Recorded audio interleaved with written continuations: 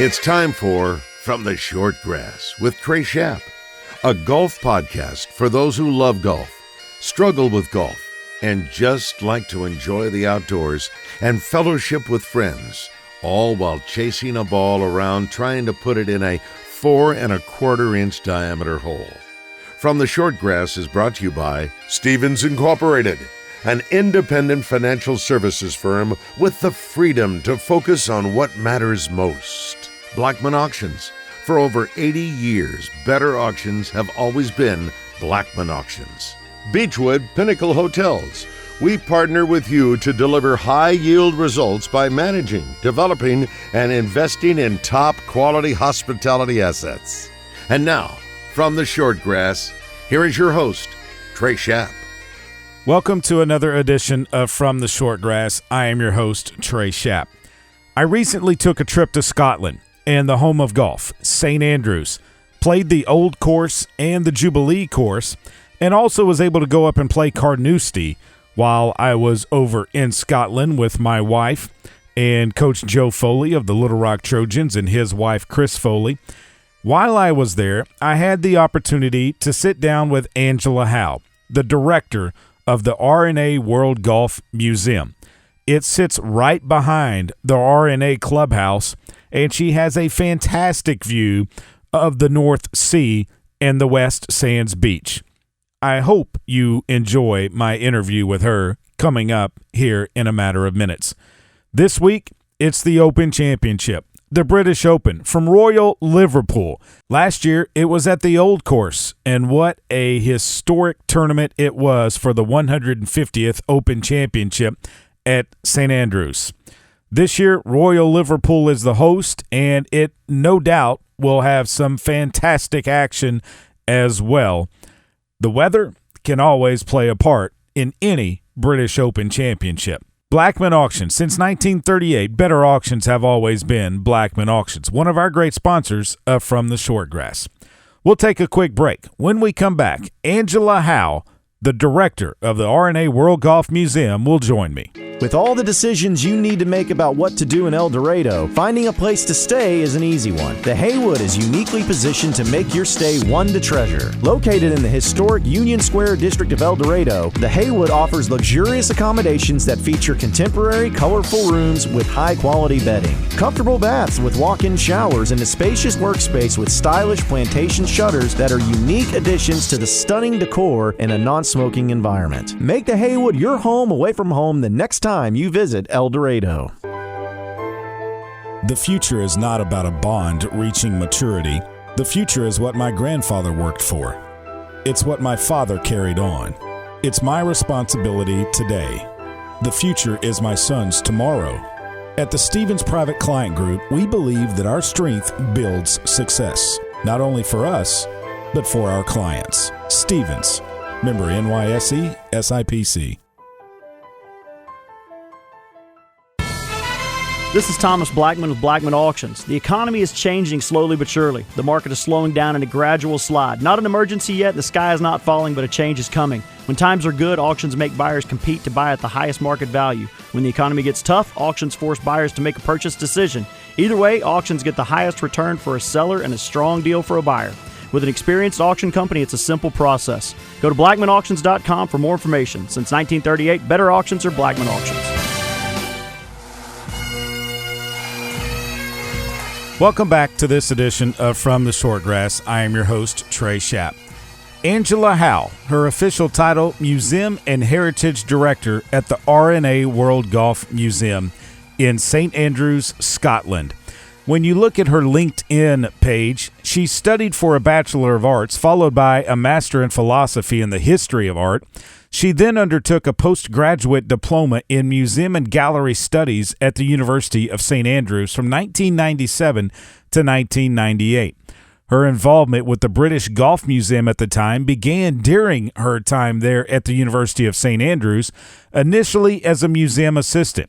She says she was awarded several promotions, reaching the position of director in 2009, a title that she still holds.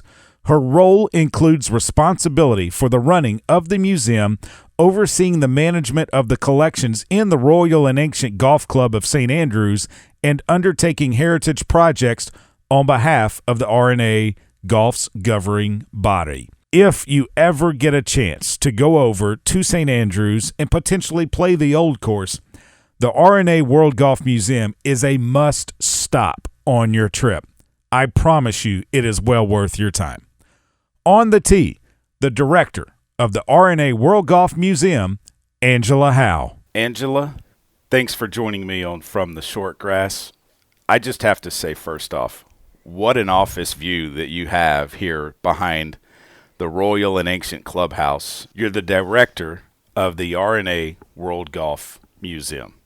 That has to be special. Gosh, yes, it's an absolute privilege to work here. And you mentioned my office, and for your listeners who can't actually see what you see, I'm in a glass box, and I have the most fantastic views out over the famous West Sands beach, and I'm just a stone's throw from the Royal and Ancient Clubhouse and the old course and all that history that surrounds us here. It's absolutely incredible. What's it like living here in St. Andrews and working right next to where this game started? You never become complacent about it, and I think that's really important. And when I drive into St. Andrews, I don't actually live in St. Andrews. I live 9 miles outside in a village called Cooper. But when I drive into St. Andrews in the morning and I get my first glimpse of the Royal and Ancient Clubhouse and the courses, and I think I try to see it through the eyes of somebody who's approaching for the first time. And this is a journey that they've made, and this is what they've been hoping to see and saving up for all their lives. And never become complacent about it, never take it for granted, because it's very unique and it's very special. And I'll just tell you something that happened earlier this week. I had a group of American visitors who had a private tour of the museum galleries in the evening. They had drinks and canopies, and I gave them a tour and just absolutely loved speaking to them. And it was really special, because for some of them it was their first visit to St. Andrews, and to be able to share that history with them is really special. It's really something. When you see the reactions of the guests, the patrons, if you will, that come through the doors of the museum, I assume that most of them are like, wow, smiling from ear to ear. They are, and as I say, for some people this is a journey of a lifetime.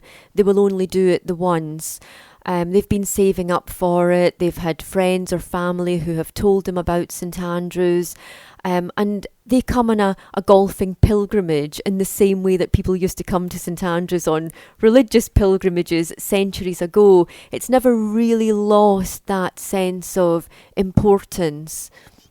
I would also think that some come obviously for the golf, but there's a lot more to do around this place. Castles, churches, shopping even.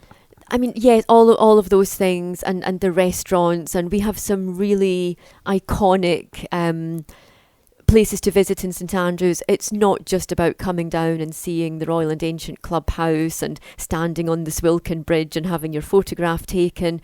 There's the Cathedral Cemetery, for example, where some of the most famous names in golf are buried. So Tom Morris Sr., Tom Morris Jr., Alan Robertson, Jamie Anderson. We've got these great golfers associated with the Open Championship and with the development of golf, and they were real stars, if you like, in their own time. They were very well known and very respected individuals, and their skills and their talent was really recognised.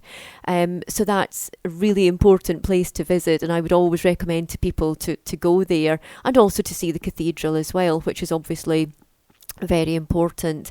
But St Andrews is such a small place as well, so you can go around and you can look at blue plaques on buildings that tell you who lived there, which golfers, which club makers lived there, so you get a real sense of history throughout the whole town. And then you've got the Jigger Inn, which is where the golfers go to drink, or the Dunvegan, just up, a couple of 100 metres up the road, if that. So we have these iconic locations. And the course is very close to the town as well, or the courses are. And I think that takes some people by surprise, how compact St Andrews actually is. You can see everything kind of appealing to the senses all at the same time. Working here at the R&A World Golf Museum, let's discuss what is actually inside this building, if you will. What's the oldest artifact you have? Well, oldest, one of the oldest, most important, or one of the most important collections is the Troon golf clubs, which is the oldest known set of golf clubs in the world, and they date to end of the 17th, early 18th century. And the story, how we came by them, is really, really fascinating. They were found in a boarded up cupboard in a house in Hull, Maester House, which is open to the public to this day. And the house suffered a fire, and when the clean-up operation was taking place, this cupboard was discovered, and inside the golf clubs were wrapped up in newspaper. And I think the newspaper was dated something like 1784, so the clubs are obviously earlier than that. And they went through different hands and eventually found their way to Troon Golf Club, and we have them on loan. And it's a fascinating collection, fascinating story, and they could have been destroyed in that fire. The fact that they were saved is absolutely extraordinary. Can you walk through the museum and see the evolution of the game from obviously the very beginning up into where we are now? So we take a thematic approach, and just to give you a little bit of history about the museum itself. So the museum opened in 1990, and it was formed by the Royal and Ancient Golf Club, who set up a trust to build and run the museum. So the core of the collection came from the club, and over time we have added to the collection through loans and donations. And so we were originally the British Golf Museum, and then as we were approaching what would have been our 30th anniversary in 2020, and with the 150th Open that was supposed to come to St Andrews in 2020, we decided it was time for a refurb. We had been doing little upgrades each year, but we decided we really wanted to modernise the galleries, and we were very fortunate that myself and the curators were able to take everything out and start again. So we did that. We stripped everything out of the galleries in August 2019. And then we worked with the designers all through the pandemic, and we reopened in June 2021 as the R&A World Golf Museum. So we changed the name, we changed the branding, and really it was important to us to make that connection to the club, to the R&A as golf's governing body, obviously alongside the USGA, but we wanted to signpost our connection to the organisation to make it clearer for people, because some visitors would come in and they would think we were completely independent, or we were something to do with the St Andrews Links Trust to run and manage the courses, and so we wanted to make that clearer. And whilst we have world in the title, which is ambitious and it's aspirational, we felt that the collection had grown sufficiently to justify having world in our name. So that's how the museum came about and how it evolved to what we are today. But in coming back to the collections, we take a thematic approach. Previously it was chronological, which was quite cumbersome in a way, because themes would then start repeating. So we wanted to bring all of the early history together, championships together, equipment together, so that people could see it in a kind of broader, more easily digestible sense.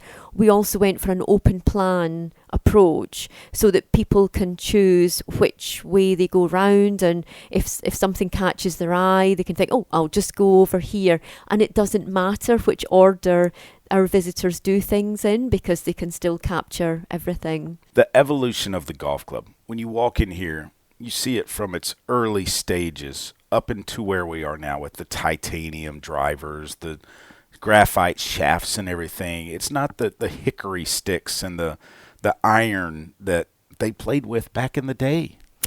So we cover everything, and it's really important that we cover everything. And our proposition for the museum is the past, present and future of golf. So we always have to be looking at what's happening in the past, what's happening in now, which sets the scene for what's going to happen in the future. So we try to tell a balanced story and not focus too much on the past.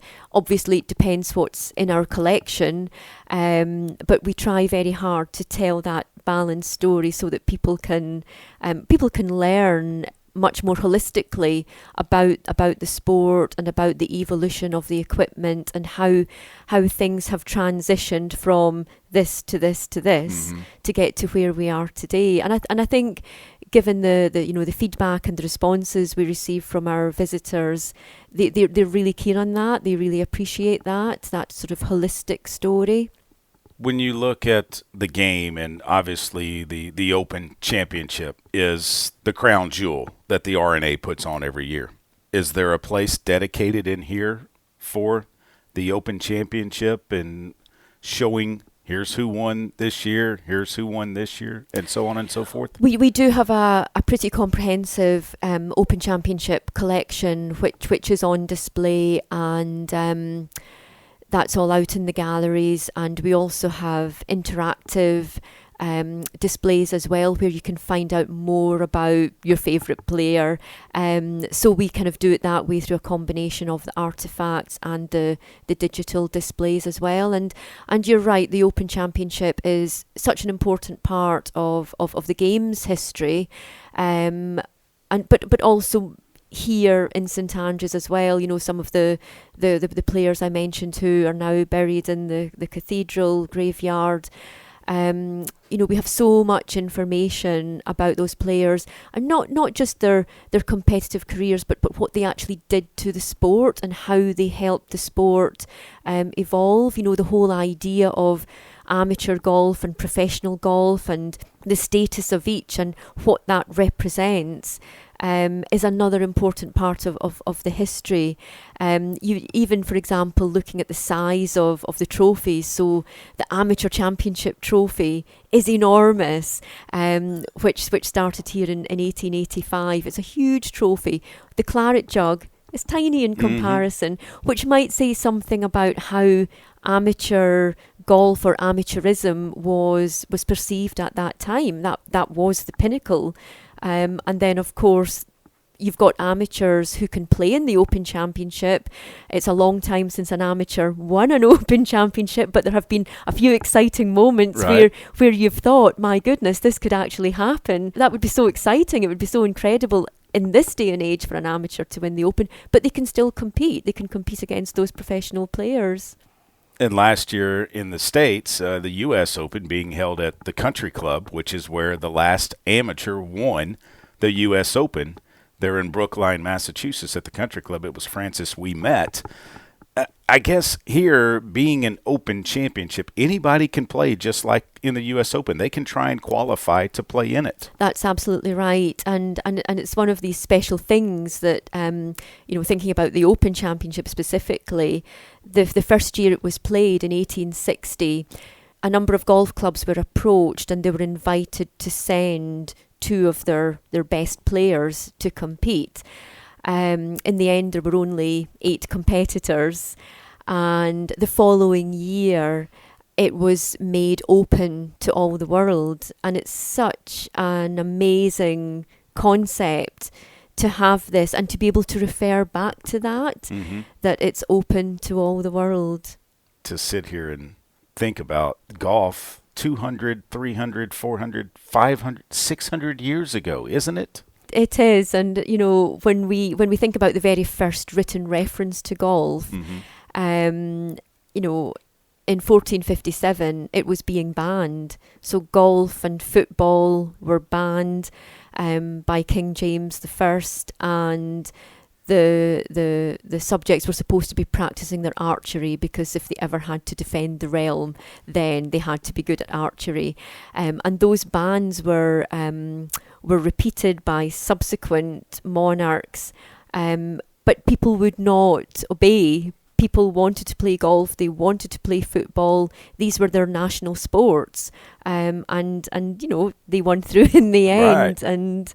And that says a lot about the power of the game, and people really wanted to play these sports. After the Open has been here at St. Andrews, do you see an influx in visitors around the Open and then right after? Yes, it's certainly extremely busy in the lead up to, during, and then the following year. So this year we are actually seeing an increase in our visitor numbers. We are actually higher than we were in 2019, which is a really positive place to be. But again, I was telling our American visitors the other evening when they were here. So the old course closes for play a few weeks before the Open. Mm-hmm. But you can still walk over the course, so people can still walk around the course with the grandstands, with that whole kind of stadium atmosphere, and experience this whole exciting thing for themselves, and that's really, really special. And I think a lot of people are surprised by that they're allowed to do that, but it's a public course, and that's one of the privileges. Is there any section dedicated to the rules of the game, how they've evolved, how they've changed over time? We don't have a lot on the rules on display, but there are references, to the rules, and the fact that in 1897 the Royal and Ancient Golf Club, because of pressure put onto the club by other golf clubs, they formed the Rules of Golf Committee. And because prior to that, each club could set its own rules, and the golfers followed those rules. But then over time, there were calls for one governing body, one set of rules, and other clubs had already chosen to follow the R&A's rules, but that was then formalised in 1897. Being the director of the R&A World Golf Museum, you see everything that's in here. What is one thing that someone that comes must see? Well, I have my favourite artefact, and I always point it out to people, and it's a driving putter that was made by Hugh Philp. So it's a 19th century putter, and the reason it's called a driving putter is because it's so windy here. The idea was that you would be able to hit the ball under the wind to get to the hole. And Hugh Philp was official club maker to the Royal and Ancient Golf Club. He was a joiner by trade, as a lot of the early club makers were. He was very, very highly respected in his time, so he had built up a very good reputation for his skill as a club maker. This particular driving putter was owned by James Ogilvie Fairley, who was one of the founders of the Open Championship. He was a Prestwick member, and he loaned it to Tom Morris Sr. in 1864, and Tom Morris won that year. Willie Park Sr., Tom Morris's big rival, had asked if he could borrow it, and he couldn't because it had already been promised to Tom Morris. And so the reason I love this single artefact is because it weaves together so many different people who were instrumental in golf at that time. It brings together those people and the story of that Open Championship, and you can just take so much from it. So it's one item that tells a lot. The oldest item we've already discussed. What's the newest item you have? So each year we try to collect something from the Open champion and the AIG Women's Open champion. We're a couple of years behind, so we'll hopefully get Catch there. up. We will hopefully catch up. Yeah. But yeah, so it's within the kind of the championships that we sort of are able to keep the collections most up to date. Obviously, Jack Nicklaus, Arnold Palmer, Tiger Woods, Seve Ballesteros, Nick Faldo. The names go on and on and on. Favorite golfer for you that has something inside the museum? Oh, well, I'm a big fan of Rory. Big fan of Rory. And, can you do it this year? Yeah, I want something from Rory. That would be nice. Yeah. Do you play the game? I dabble a little bit. I would love to take golf up properly, but yes, time is an issue. Speak to anybody in the R&A. Even a lot of the people who are good golfers. Time is not on their side. It is. It is. Yeah, one day. Best golf course you've ever seen? Oh gosh, Port Rush, and I think because it was such a special Open Championship as well. And I remember on the Sunday practice day, I walked around the whole course, and it was just stunning, and it was such a beautiful day as well, and it was lovely just to have that sort of time and space before it gets really, really busy, so that you can actually try to understand the course and see what the challenge is that they're going to be faced with.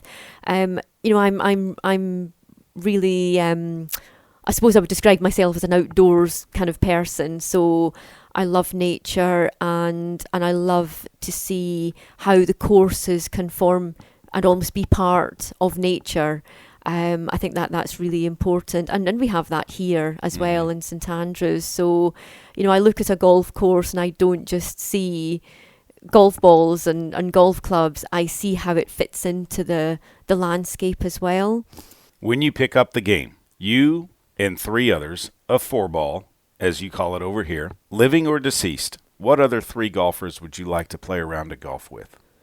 Oh, my word. Oh, my goodness. Well, I'd have to pick somebody from the past. I'd have to pick Alan Robertson because he could give me some good advice. Yeah.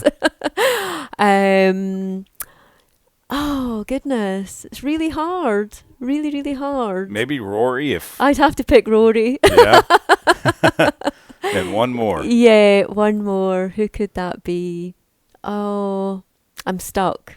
I'm really stuck. Mr. Nicklaus, Mr. Palmer, Tiger Woods. I would. It would be so intimidating. I think that's the problem. It would be really intimidating. Yeah, it would be. It would be. Yes. Angela, thanks so much for your time. That was good fun. Thank you. I appreciate it, and best of luck to the museum and everything over here. And it's going to be here for a long time. Thank you so much. Lovely to speak to you. Thank you.